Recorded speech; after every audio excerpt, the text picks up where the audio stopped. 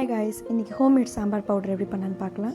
ஒரு கடாயில் ஒரு குட்டி டம்ளர் அளவுக்கு கடலப்பருப்பு, துவரம்பருப்பு, உளுத்தம்பருப்பு போட்டுக்கோங்க. நல்லா வறுத்துக்கோங்க.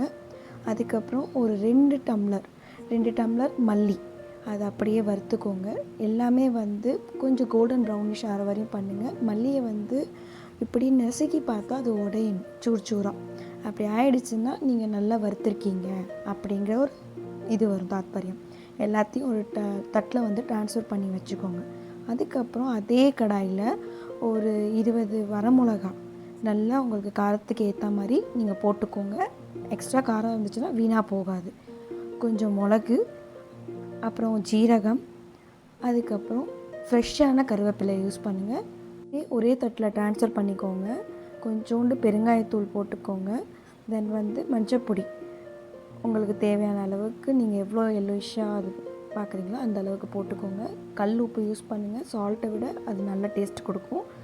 தென் கூல்டவுன் ஆனதுக்கப்புறம் மிக்சியில் நான் மிக்சியை யூஸ் பண்ணி வீட்டிலே அரைச்சிட்டேன்.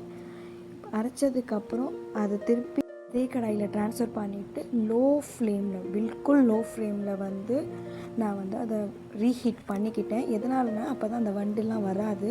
இதை நான் 6 months வரையும் ஸ்டோர் பண்ணி வச்சுக்கலாம். எந்த ஒரு இதுவுமே இதாகாது.